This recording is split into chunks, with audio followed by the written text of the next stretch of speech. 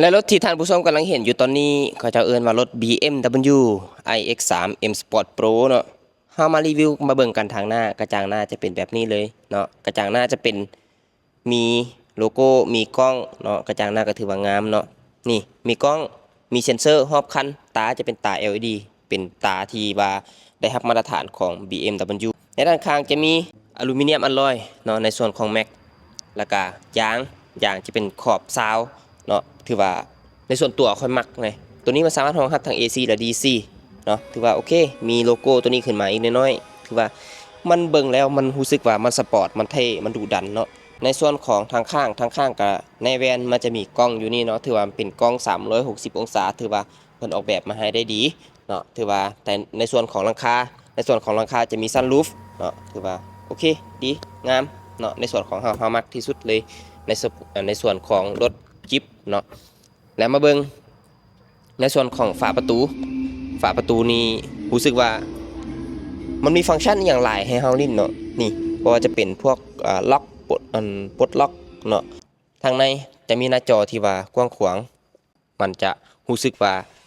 มันเบิ่งคักเนาะและสามารถควบคุมแอร์ได้2ข้างเนาะที่บ่ขึ้นต่อกันสามารถควบคุมได้อย่างอิสระและการในส่วนของพวงมาลัยจะเป็นแบบมัลติฟังก์ชันเนาะเบาะกับเบาะหนังสามารถควบคุมด้วยระบบไฟฟ้าเนาะสามารถตูดเข้าตูดออกผ่านระบบไฟฟ้าแล้วรู้สึกทางในนี่มันจะแถมมาก็คือไวเลสชาร์จเจอมันสะดวกสบายแฮงเวลาที่เฮาขับขี่ไปใส่มาใส่เฮารู้สึกว่าเฮาบ่จำเป็นต้องกังวลในเรื่องของสายสากเนาะเฮารู้สึกว่าเฮาสามารถวางโทรศัพท์ลงไปแล้วมันชาร์จให้เฮาได้เลยเนาะตัวนี้เฮาสามารถสากทางระบบ AC และ DC เอาว่าง่ายๆเนาะความหมายคือของ AC และ DC เนี่ยหมายความว่าเฮาสามารถสากไฟบ้านได้เฮาสามารถสากไฟตู้ได้เนาะเฮาสาก1ครั้งเฮาสามารถแล่นได้500ปลายกิโลเมตรถือว่าสำนี้สามารถตอบโจทย์ในส่วนของราคาเนาะตัวนี้โอเคดีเนาะถือว่าราคาก็บ่แพงถือว่าเทียบใส่สเปครถถือว่าสำนี้ก็ถือว่าถูกอยู่พี่น้องเนาะในส่วนของผู้ใดที่ว่าต้องการรถ BMW เนาะถือว่าเป็นแบรนด์ที่ได้รับมาตรฐานเนาะในระดับสากลเป็นแบรนด์ที่มาจากฝั่งยุโรปเบิ่งแล้วลุคสปอร์ตเนาะในส่วนของสีสันก็ถือว่าสวยงามเนาะตัวนี้เป็นสีแลมาข้อในฝั่งท้ายเนาะในฝั่งท้ายของรถนี่มันจะมีคลิกเซนเซอร์เนาะสามารถเตะซีมาสามารถขึ้นมาเปิดฝาท้ายให้เฮาอย่างออโต้เนาะถือว่าดีสำหรับผู้ใดที่ว่าสนใจอยากมาเบิ่งรถตัวจริงเนาะถือว่าการรีวิวของเฮาอาจจะมีข้อผิดพลาดไปแน่มันอาจจะยังบ่ทั่วบ่ถึงถ้าว่าเป็นไปได้เนาะอยากแนะนำลูกค้าท่านใดที่ว่าสนใจอยากเข้ามาเบิ่งรถตัวจริงอยู่ในห้างของเฮาแม่นห้างของเฮาตั้งอยู่บ้านหนองพญาเมืองไสธานีนครหลวงเวียงจันทน์นี่เองพี่น้องเป็นห้างชื่อห้างว่าห้างจริงใจมอเตอร์ถือว่าเป็นห้างที่ว่า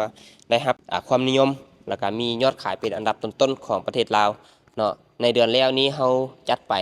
20ปลายกว่าคันเนาะถือว่าเดือนนี้กับมื้อนี้ก็เป็นมื้อสันวันดีเนาะเป็นมื้อวันที่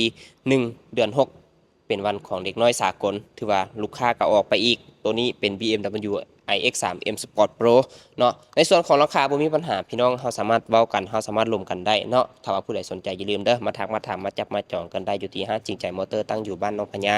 เมืองไสธานีนครหลวงเวียงจันทน์ของพวกเราพี่น้องค่ะคลิปนี้ขอขอบใจเด้อพี่น้องเด้อ